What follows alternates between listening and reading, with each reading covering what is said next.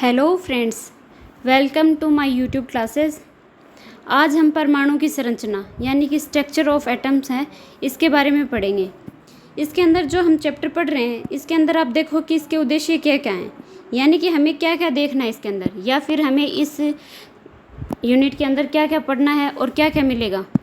देखो, यानी कि इसके अंदर दे रखा है कि यानी कि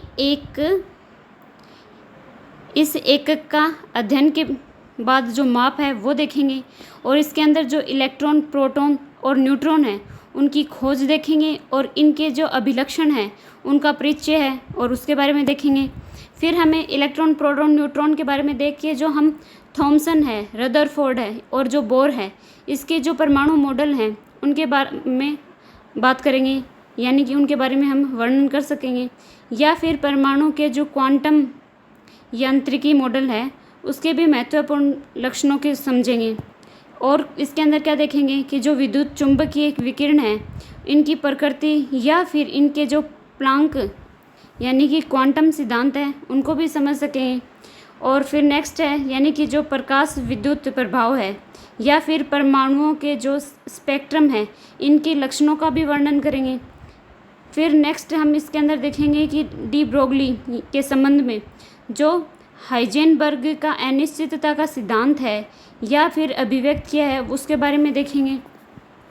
फिर नेक्स्ट इसके बारे में क्या है कि यानी कि परमाणु के जो कक्षक हैं उनके जो क्वांटम संख्याओं के रूप में परमाणुओं को कर सकेंगे, यानी कि परिभाषित कर सकेंगे, पूरा परिणाम मिलेगा इनमें। फिर है ऑफ-बॉ सिद्धांत, यानी कि पाउली का अपवर्जन सिद्धांत या फिर हुक का अधिकतम बहुलकता का जो नियम है उसके बारे में देखेंगे। या फिर इस परमाणुओं के जो इलेक्ट्रॉनिक विन्यास है उसका लेख देखेंगे, यानी कि इसका उद्देश्य हमें क्या क्या दिखेगा, यानी कि हम इसके बारे में पूरे चैप्टर में क्या क्या पढ़ेंगे वो मैंने आपको बता दिया है। ये सारी चीज़ें हम इसके अंदर हम नोट करेंगे, यानी कि हम पढ़ेंगे इनके बारे में। अब आप इन्हें देखो, यानी कि इसमें बताया गया है जैसे कि विभिन्न तत्व हैं, उनके जो रासायनिक व्यवहार है, उनकी जो प्रचुर विविधता है, उनके परमाणुओं की जो आंतरिक संरचना है उसमें निहित विविधता पर रेखित है होती है, यानी कि उनके बारे में पथरेखित, यानी कि उसके बारे में बताया गया है। फिर इसके अंदर और हम क्या देखेंगे, जैसे कि इसमें बताया कि भारत एक यूनानी दार्शनिक थे, ठीक है। उन्होंने सबसे पहले क्या है कि 400 ईसा पूर्व परमाणुओं के जो अस्तित्व का प्रस्तावित किया, यानी कि उनका जो क्या क्या अस्तित्व है उनके बारे में बताया। और उनका विचार था कि परमाणु क्षार के रूप में, यानी कि मूल संरचनात्मक भार होता है क्षार के रूप में। इनके अनुसार पदार्थ के जो लगातार विभाजन से क्या होगा कि अंततः परमाणु प्राप्त होते हैं, यानी कि परमाणु कैसे, उनका विभाजन करेंगे, डिवाइडेशन जैसे चलेगा तब परमाणु प्राप्त होगा हमें, यानी कि फिर एटम मिलेगा। और फिर इसमें बताया कि जिसे और विभाजित नहीं किया जा सकता। स्टार्टिंग में बताया कि परमाणु मिल रहा है उसको और डिवाइड नहीं कर पाएंगे, लेकिन फिर इसको और आगे उत्पन्न किया। फिर उसमें देखा कि जो एटॉमिक का अर्थ होता है कण, यानी कि न काटे जाने वाला, यानी कि परमाणु है उसको और काट नहीं सकते, यानी कि एटम नॉन काउंटेबल होता है, नॉन कटेबल है। फिर इसमें बताया है कि इसका डिस्ट्रीब्यूशन नहीं होगा, और इसमें विचार के में केवल कल्पना पर आधारित था, यानी कि प्रायोगिक परीक्षण कर सकना संभव ही नहीं था उसमें उस टाइम पे, ठीक है। तो इसमें सबसे छोटा बस परमाणु बताया और कहा कि इसके बारे में और डिवाइडेशन नहीं हो सकता है। फिर बाद में क्या हुआ कि 18वीं शताब्दी आई, उसमें वैज्ञानिकों ने इस पर फिर से इसके ऊपर बल दिया और इसके बारे में देखा कि क्या है। फिर इन्होंने देखा कि जो सन 1808 ईस्वी में जॉन डोल्टन नामक एक ब्रिटिश स्कूल अध्यापक थे, उन्होंने पहली बार वैज्ञानिकों के आधार पर तत्द्रव्य का परमाणु सिद्धांत प्रस्तुत किया, यानी कि इस परमाणु सिद्धांत किसने दिया, डोल्टन ने दिया था, ठीक है। इनका जो सिद्धांत है जिस पर डोल्टन का परमाणु सिद्धांत कहा जाता है, यानी कि ये जो इन्होंने बताया वो डोल्टन का परमाणु सिद्धांत कहलाता है। इन्होंने परमाणु के ऊपर बताया। फिर परमाणु का जो पदार्थ का जो मूल कण है वो एकक माना है इन्होंने। फिर है कि डोल्टन के अनुसार इस सिद्धांत में द्रव्यमान के संरक्षण के नियम, स्थिर संघटन का नियम या गुणित अनुपात का जो नियम है उसका सफलतापूर्वक व्याख्या की है इन्होंने। लेकिन यह कई प्रयोग के परिणामों से वर्णित करने के लिए विफल रहे। यानी कि उन्होंने बताया तो सही, लेकिन इनको क्या हुआ कि ये अच्छे से इसको हर तरीके से प्रूफ नहीं कर पाए। जैसे एग्जाम्पल के तौर पे देखें, जैसे कांच है अथवा एबोनाइट है, तो इसको क्या है कि रेशम अथवा फर के मध्य घिसने पर विद्युत आवेश की उत्पन्न होता है। यानी कि इसको विद्युत आवेश तो उत्पन्न हो गया ये, लेकिन स्टार्टिंग में ये एक्सप्लेन नहीं किया हुआ था।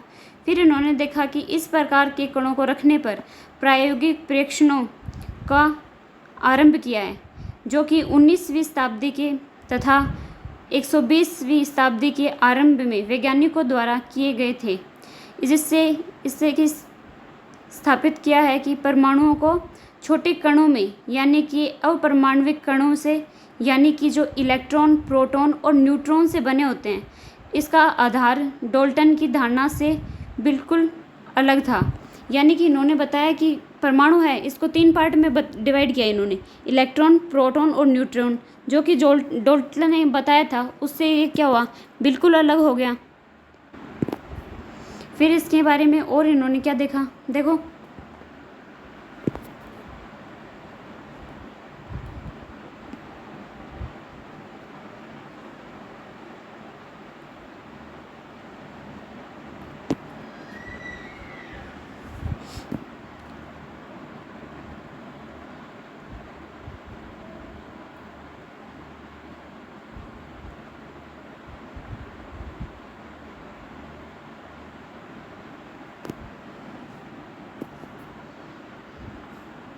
फिर इन्होंने जो अपरमाणविक कण हैं उन कणों की खोज की।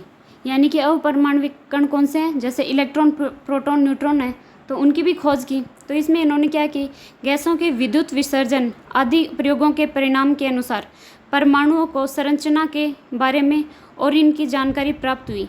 इन परिणामों की चर्चा करने से पहले आवेशित कणों की व्यवहार के बारे में हमें यह मूल नियम ध्यान में रखना होता है कि समान आवेश है वो एक दूसरे को क्या करते हैं, प्रतिकर्षित करते हैं, तथा विपरीत आवेश वाले क्या होते हैं कि एक दूसरे को आकर्षित करते हैं।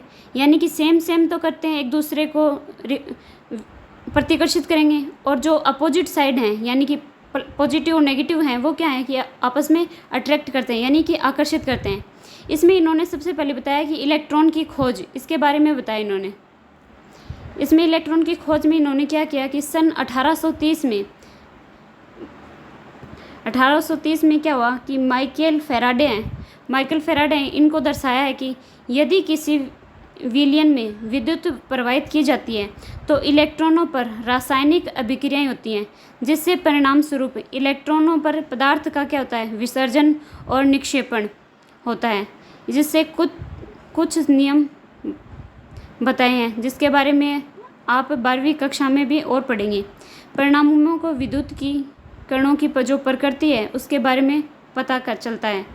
ये 1950 में इन्होंने क्या किया, ये जो वैज्ञानिक हैं इन्होंने आवेशित रूप से निर्वातित नलिकाओं में इन्होंने कैथोड किरणें नलिकाएं कहा जाता है, यानी कि कुछ कैथोड किरणों की नलिकाएं थी, उनको ये क्या किया कि विद्युत विसर्जन का अध्ययन आरंभ किया।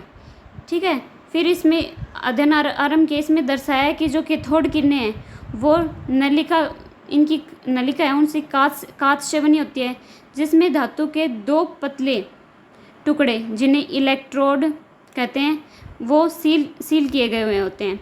जैसे कि विद्युत विसर्जन की जो सिर्फ कितनी बार दाब या फिर उच्च विभव है उसका प्रक्षेपित किया जा सकता है, यानी कि उनको प्रक्षेपित कर रहे हैं। फिर यानी कि कांच की जो नलिकाएं हैं इनको विभिन्न गैसों के दाब से निर्वातित द्वारा नियंत्रित किया जाता है। इस प्रकार इस इलेक्ट्रॉन पर उच्च वोल्टता लागू की जाती है, या फिर नलिका के अंदर कणों की जो धारा है वो इसके द्वारा ऋणावेशित इलेक्ट्रॉन यानी कि कैथोड से धनावेशित इलेक्ट्रोड यानी कि एनोड की तरफ विद्युत का प्रवाह आरंभ हो जाता है। यानी कि क्या होगा कि कैथोड से एनोड की तरफ, यानी कि नेगेटिव से पॉजिटिव की तरफ क्या हो रहा है कि प्रवाह हो रहा है, तथा इसमें कैथोड किरणें अथवा कैथोड किरण कहा जाता है इसको। जैसे कि आप ये डायग्राम है जिसमें क्या है कि एक कैथोड किरण है, इसमें विसर्जन नलिका है। इसमें क्या हुआ कि एक तरफ तो कैथोड किरणें हैं यानी नेगेटिव चार्ज है और एक तरफ एनोड है। एनोड पे क्या होगा, पॉजिटिव चार्ज होगा। और निर्वात पंप है, इसमें क्या हुआ कि उच्च वोल्टता दी जाती है इसके अंदर। फिर इसमें क्या होता है कि जो कैथोड हैं वो एनोड तक यानी कि कैथोड से एनोड तक विद्युत धारा का क्या है, प्रवाह को अतिरिक्त जांच के लिए एनोड के छिद्र द्वारा एनोड के पीछे नली में स्फुरदीप्त पदार्थ यानी कि जिंक सल्फाइड का लेप किया जाता है। जब ये किसी क्रिया में एनोड से छिद्र से गुजरता है यानी कि जिंक सल्फाइड है जो कि परत से टकराती है, वहीं एक चमकीली चिन्ह बन जाता है। यानी कि इसके अंदर चमकीला चिन्ह बनेगा यानी कि टकराट के बारे में पता चलेगा। यानी कि एनोड से कैथोड की तरफ ये हुई प्रतिदीप्त जो लेप लगाया था हमने इसके ऊपर जो चमक आ रही है, तो इसमें क्या होगा कि इसमें जो टकराव हुआ है उसके बारे में पता चलेगा। फिर बैग के अंदर क्या बताया गया है कि छिद्र एनोड युक्त एक कैथोड किरण की सर्जन नलिका है। ठीक है, जो कैथोड किरणें हैं यानी कि कैथोड रेज हैं, वो कैथोड के आरंभ से एनोड की ओर गमन करता है, यानी कैथोड से एनोड की तरफ गमन करता है।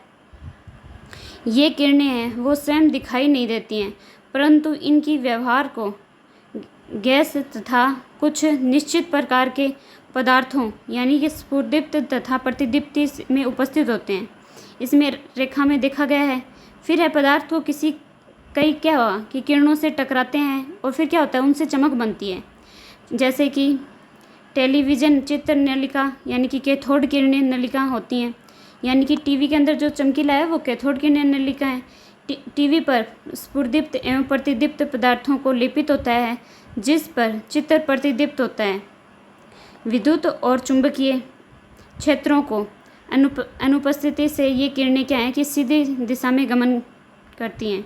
विद्युत और चुंबकीय क्षेत्रों को उपस्थिति भी कैथोड किरणों का व्यवहार यानी कि ऋणावेशित कणों पर आवेशित व्यवहार की आयन होता है और यह सिद्ध करता है कि कैथोड किरणों पर ऋणावेशित होता है जिन्हें कि इलेक्ट्रॉन कहते हैं।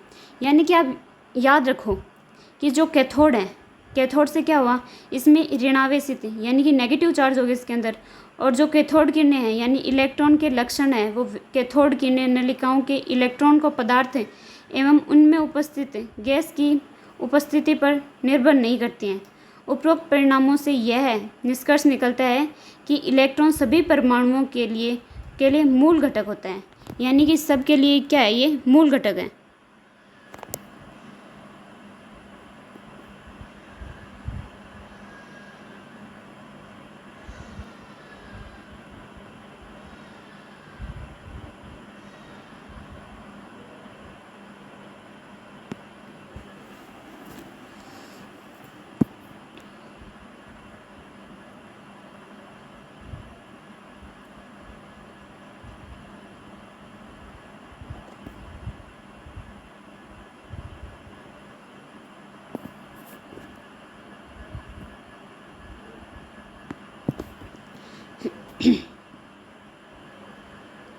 फिर ये जो नेक्स्ट है यानी कि इलेक्ट्रॉन का आवेशित द्रव्यमान अनुपात है, इसके बारे में देखेंगे। जैसे ब्रिटिश भौतिक वैज्ञानिक जे थॉमसन है, इन्होंने सन 1897 में कैथोड किरण नलिकाओं का उपयोग करते हुए इलेक्ट्रॉन के जो पथ पर विद्युत और चुंबकीय क्षेत्र में एक दूसरे के लंबवत थे, इनकी लागू करके इलेक्ट्रॉन की विद्युत आवेश और ये द्रव्यमान के बीच अनुपात को मापा, जिसे केवल विद्युत क्षेत्र की उपस्थिति में इलेक्ट्रॉन मापने से प्रज्वलित होता है। फिर इसके अंदर दिखाया इन्होंने। अब आप इसको डायग्राम के थ्रू भी समझ सकते हो, जैसे कि ये है, यानी कि इलेक्ट्रॉन पर आवेश एवं द्रव्यमान के बीच अनुपात का निर्धारण करने का उपकरण है ये। ठीक है, इसमें क्या है कि एक साइड में तो क्या किया, कैथोड किरणें हैं और एक साइड में एनोड रोड है। ठीक है, कैथोड और एनोड दोनों, और कैथोड किरणें हैं, ये बीच में जो रेड सी दिख रही है ना, ये कैथोड किरणें निकली हैं। तो कैथोड किरणें तो क्या होंगी कि ये तो सीधी बी पर जाके टकराती हैं, और कुछ किरणें क्या होती हैं कि वो क्या करती हैं कि ए पोर्शन की तरफ जाती हैं, कुछ है वो सी की तरफ जा रही हैं, यानी कि स्फुरदीप्त स्क्रीन के ऊपर जा रही हैं ये, और ये बीच में इसमें चुंबक की प्लेट ली हुई है, इसके थ्रू ये निकल रही हैं। ठीक है, इसमें क्या है कि इसमें किन बातों का निष्कर्ष निकला अगर ये देखा है तो इसमें बताया है कि कण की जो ऋणावेश का मान है वो अधिक होने पर विद्युत तथा चुंबकीय क्षेत्रों का साथ अन्योन्य क्रिया पर बढ़ जाती है, जिस प्रकार विचलन अधिक होता है। यानी कि ये अन्योन्य क्रिया होगी तो ये क्या होगा, इसका विचलन बढ़ जाएगा, या फिर कणों का द्रव्यमान कण के से हल्का होने से भी विचलन क्या है वो अधिक होता है। फिर बताया है कि थर्ड पॉइंट देखो आप कि विद्युत अथवा चुंबकीय क्षेत्र में प्रबलता इलेक्ट्रॉनों पर वोल्टता अथवा चुंबकीय क्षेत्र को प्रबलता बढ़ाने से क्या होगा कि इलेक्ट्रॉनों की जो मूल पथ से क्या हुआ विचलन बढ़ जाता है। ये आप इस डायग्राम के थ्रू देख सकते हो कि इसमें विचलन बढ़ेगा तो ये अगर विचलन नहीं होगा तो ये बी पॉइंट तक जाएगा सीधा, लेकिन अगर विचलन बढ़ेगा तो ये ए पॉइंट पे टक्कर होगी और सी पॉइंट पे होगी। ठीक है, ये देखा है कि प्रैक्टिकल के थ्रू इन्होंने देखा इसे। फिर इसमें बताया है कि जो विद्युत क्षेत्र में प्रबलता और चुंबकीय क्षेत्र की प्रबलता में किसी एक की उपस्थिति इलेक्ट्रॉन के विचलन की मात्रा का सही मान करके और उनका प्रेक्षण है वो थॉमसन यानी कि E/m के मान का धारण करता है। तो E/m का मान कितना होगा, E/m इक्वल्स टू क्या होगा 1.75820 इंटू 10⁻11 किलोग्राम इनवर्स हो गया। ठीक है, यहाँ पे जो m है वो तो क्या है कि इलेक्ट्रॉन का द्रव्यमान है जो कि किलोग्राम में है, और उस पर अधिक आवेश क्या होगा, इसके ऊपर आवेश है वो कूलाम के रूप में है। चूँकि इलेक्ट्रॉन है वो क्या होगा ऋणावेशित होता है, अतः इलेक्ट्रॉन पर वास्तविक जो ऋण है यानी कि आवेश है वो इलेक्ट्रॉन है। अब इन्होंने इलेक्ट्रॉन का जो आवेश है उसके बारे में बताया। इलेक्ट्रॉन का आवेश है उसमें देखो आर ए मिलीकन यानी कि 1868 से 1953 में क्या हुआ, इलेक्ट्रॉन पर जो आवेश की निर्धारण के लिए एक विधि तैयार की जिसे तेल बूंद प्रयोग विधि कहलाता है। यानी कि इसका जो देखा कि कितना हो रहा है तो उसको तेल बूंद विधि के द्वारा निकाला इसे 1906 से 14 के बीच में। इन्होंने पाया कि इलेक्ट्रॉन पर आवेश है वो होता है -1.6 इंटू 10⁻−19 कूलम। फिर है विद्युत आवेश पर नवीनतम मान जो है वो कितना होगा 1.602176 इंटू 10⁻−19 कूलम। यानी कि थॉमसन के अनुसार E/mn है, इसके अनुपात का मान हम इस परमाणु की संयुक्त करके इलेक्ट्रॉन का द्रव्यमान यानी कि me निर्धारण करेंगे। यानी कि अभी इलेक्ट्रॉन का m निर्धारण करेंगे यानी कि मास देखेंगे तो क्या होगा, देखो इसमें me बराबर क्या है, ऊपर इलेक्ट्रॉन अपॉन में E/mn me हो गया। इसको देखा तो E यानी कि इलेक्ट्रॉन कितना है 1.6022176 इंटू 10⁻−19 कूलम हो गया, और ये जो E/m है इसका मान कितना होगा 1.75820 इंटू 10⁻11 कूलम kg इनवर्स। यानी कि इसको निकाला, फिर इसमें कितना मान आया, यानी कि m का मान पूछा है, यानी कि मास कितना और रखा है इलेक्ट्रॉन का जो मास है यानी कि द्रव्यमान है वो आएगा 9.1 इंटू 10⁻−31 kg। आप इसको शॉर्ट में या तो पूरा फुल लिखो 9.1094 इंटू 10⁻−31, या फिर शॉर्ट में याद कर लो आप 9.1 इंटू में 10⁻−31 किलोग्राम। ये इसका क्या हुआ, इलेक्ट्रॉन का मास हो गया यानी कि द्रव्यमान। तो अब ये याद रखना, इलेक्ट्रॉन का द्रव्यमान एग्जाम में पूछ लेते हैं कि इलेक्ट्रॉन का द्रव्यमान कितना है। ये शॉर्ट क्वेश्चन भी पूछ सकते हैं, और या फिर आपको कुछ क्वेश्चन सॉल्व करने होते हैं तो उनके में भी ये काम आएगा। तो ये इलेक्ट्रॉन का जो द्रव्यमान है वो होगा 9.1 इंटू 10⁻−31 kg। अब हम इसकी जो मिलीकन की तेल बूंद विधि है उसके बारे में देखेंगे। तेल बूंद विधि के बारे में आपको बताया था पहले कि तेल बूंद विधि के द्वारा भी देखा था। इसमें देखो कि इस विधि में जो कणित है यानी कि एटम से उत्पन्न कुहासे से, मतलब इसमें क्या देखा है आप ये देखो, तेल बूंद विधि है उसमें क्या करते हैं, इसमें नीचे आप प्रैक्टिकल के थ्रू ही देख लो आप डायरेक्ट। इसमें क्या दे रखा है कि आवेश है, इसमें इलेक्ट्रॉन के मापन के लिए मिलीकण का जो तेल की बूंद उपकरण कक्षक में गतिमान तेल की बूंद एवं कार्यकारी बल गुरुत्वाकर्षण विद्युत क्षेत्र के कारण विद्युत स्थितिज तथा श्यानता का तलकर्षक बल।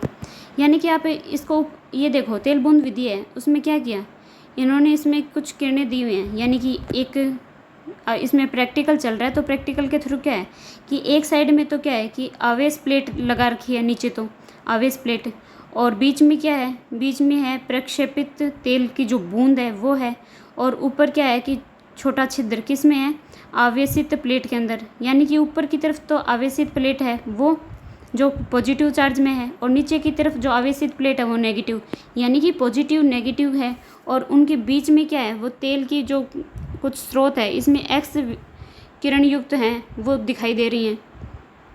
इसके थ्रू हम देखेंगे इसके अंदर, इसमें जो कणित है, इसमें दूरबीन के थ्रू हम इसका जो ये बूंद है उनको देखेंगे, तेल की जो बूंद है उनको, ठीक है।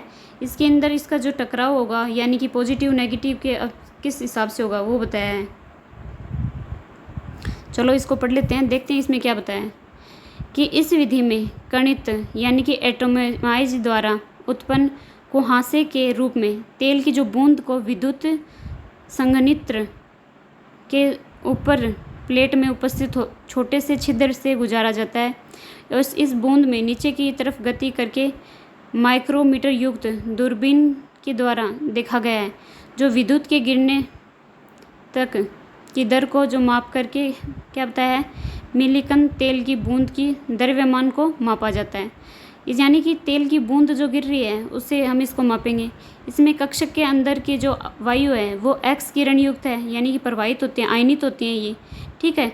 गैसीय आयनों में जो तेल की बूंद है वो संघट के से तेल बूंद पर विद्युत आवेश उत्पन्न हो जाता है।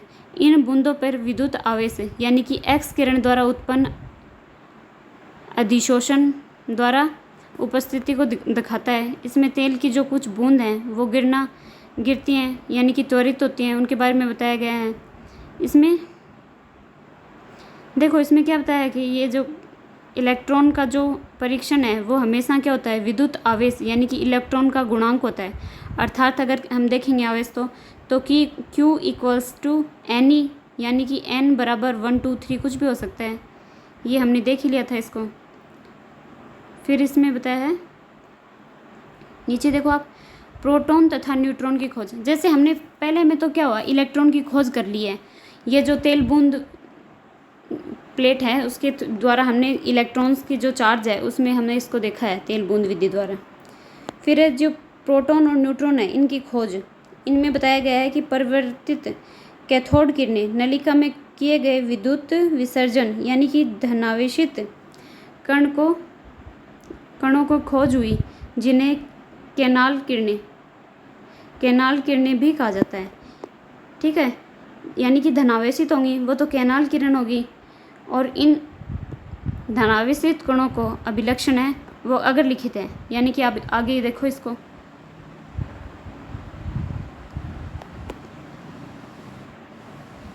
अब आप देखो इसमें क्या क्या बताएंगे, यानी कि जो कैथोड किरणों के विपरीत धनावेशित कणों का द्रव्यमान है वो कैथोड किरणें नलिका से उपस्थित गैस की प्रकृति पर निर्भर करता है, यानी कि गैस की जो प्रकृति है उस पर निर्भर करेगी। साधारण धनावेशित गैसीय आयन होता है। फिर सेकंड है कि कणों पर जो आवेश का द्रव्यमान है इसका जो अनुपात है वो उस गैस पर निर्भर करता है जिससे ये उत्पन्न होता है, यानी कि जिससे उत्पन्न होगा उस पर निर्भर करेगा। फिर थर्ड है, कुछ धनावेशित कण विद्युत आवेश को मूल इकाई के गुणज होते हैं, मूल इकाई के गुणज है। फिर फोर्थ है, चुंबकीय तथा विद्युत क्षेत्रों में इन कणों को व्यवहार इलेक्ट्रॉन अथवा कैथोड किरण द्वारा प्रेक्षित व्यवहार के विपरीत है, यानी कि वही बात है, इलेक्ट्रॉन है वो नेगेटिव चार्ज वाला होता है, अगर धनावेश आएगा यानी कि उससे क्या हुआ, अपोजिट आवेश बताया इसके अंदर। इसमें बताया है कि सबसे छोटा और हल्का जो धन आयन है वो हाइड्रोजन है, यानी कि धनायन है, यानी इस पर पॉजिटिव चार्ज होगा, इलेक्ट्रॉन पर नेगेटिव चार्ज होता है। और इसमें बताया है कि जो सबसे हल्का यानी कि छोटा धनायन है वो क्या होगा, हाइड्रोजन होगा, ये सबसे हल्का हो गया। धन आयन हाइड्रोजन होता है और इसे प्रोटॉन कहते हैं, यानी कि धनायन है, इसको यानी पॉजिटिव चार्ज है उसको प्रोटॉन बोल दिया।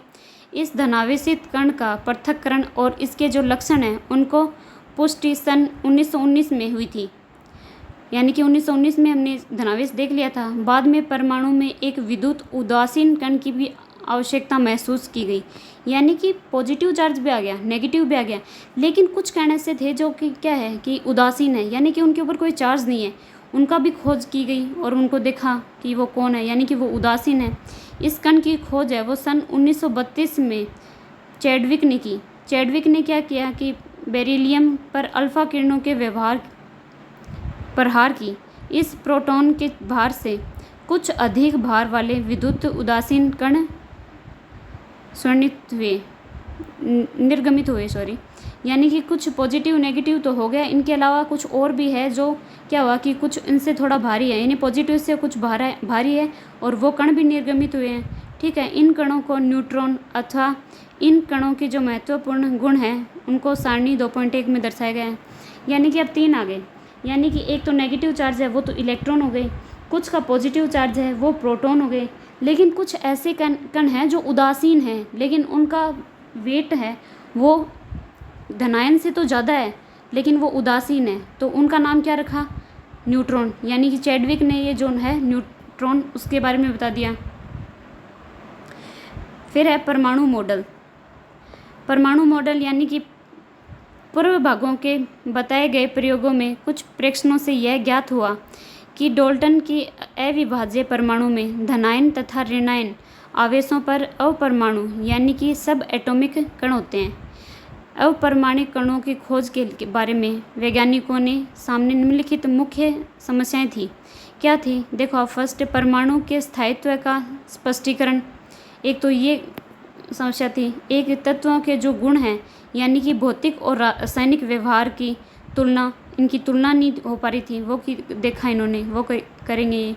विभिन्न परमाणुओं में संयोजन से विभिन्न प्रकार के जो अणु हैं वो बनने की व्याख्या की तथा परमाणु द्वारा अवशोषित अथवा उत्सर्जित, यानी कुछ को तो ऑब्जर्व किया और कुछ को रिफ्लेक्ट किया, यानी उत्सर्जित विशिष्ट विद्युत चुंबकीय विकिरणों में उत्पत्ति तथा प्रकृति का समझना, यानी इन्होंने कुछ कैरेक्टर और हो गए। इन आवेशित कणों में परमाणुओं के विसर्जन की व्याख्या रखने के लिए विभिन्न परमाणु मॉडल प्रस्तावित किए गए। यद्यपि इनमें से एक मॉडल द्वारा कणों में स्थायित्व की व्याख्या नहीं की जा सकती थी। इसमें से एक मॉडल जे थॉमसन द्वारा, दूसरा अर्नेस्ट रदरफोर्ड और द्वारा प्रस्तावित किया गया। इसका विवरण है वो आगे दिया हुआ है।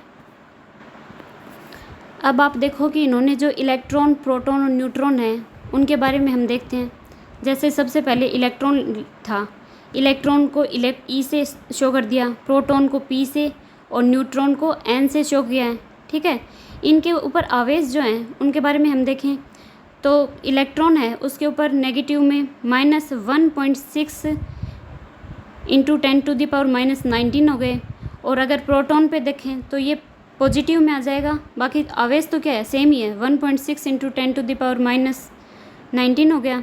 और जो न्यूट्रॉन था वो क्या है कि उदासीन है, यानी कि वो तो 0 हो गया उसके ऊपर आवेश। तो फिर इसमें बताया है कि सापेक्ष आवेश, यानी कि सापेक्ष आवेश अगर हम देखें तो इलेक्ट्रॉन पर तो -1 हो गया और जो प्रोटॉन है उस पर +1 हो गया और जो न्यूट्रॉन है उस पर ऊपर 0 हो गया।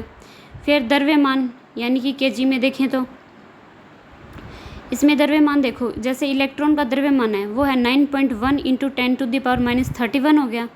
प्रोटॉन है इसके अंदर होगा 1.67 × 10⁻27, और जो न्यूट्रॉन है इसके अंदर प्रोटॉन से तो क्या हुआ, थोड़ा ज़्यादा है, यानी कि वो तो 672 था, इसके अंदर 1.674 × 10⁻27 चार्ज हो गया इसके ऊपर, यानी द्रव्यमान हो गया। फिर द्रव्यमान म्यू है उसके अंदर बताया है इसका मान, जैसे इलेक्ट्रॉन है इसके अंदर तो 0.00054 हो गया, और जो प्रोटॉन है वो हो गया 1.00727, और जो न्यूट्रॉन है ये 1.00867 हो गया इसके अंदर। फिर इसका जो लगभग द्रव्यमान है इसका वो देखेंगे लगभग द्रव्यमान कितना होगा।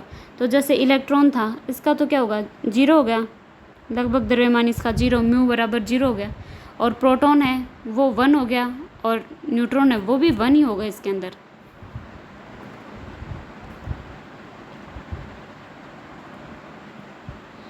अब आई थिंक हमने शॉर्ट तो देख लिया है कि इलेक्ट्रॉन, प्रोटॉन, न्यूट्रॉन इनको सब ने देख लिया है और खोजा गया है इनके बारे में। आगे की जो डिटेल है वो तो बाद में पढ़ेंगे। आप पहले अब इतना जो पढ़ाया है वो पढ़ लो, और आगे का भी अगर कुछ देखना है तो नेक्स्ट क्लास में हम देखेंगे। आई थिंक आपको समझ में आ गया होगा। अगर किसी को कुछ भी प्रॉब्लम है तो आप पूछ सकते हो, और अगर आपको ठीक लग रहा है तो नेक्स्ट क्लास आएगी वो भी देखना। और अगर आपको पढ़ाया अच्छा लगे तो चैनल को सब्सक्राइब करें, लाइक करें, और जो नेक्स्ट क्लास आए वो भी अटेंड करें। लेकिन एक है, अगर नेक्स्ट क्लास आप देखो तो उससे पहले जितना हमने पढ़ा है उसको पहले पढ़ लेना, ताकि नेक्स्ट आने वाला अगर आप पढ़ोगे तो आपको अच्छे से याद होगा। Thank you.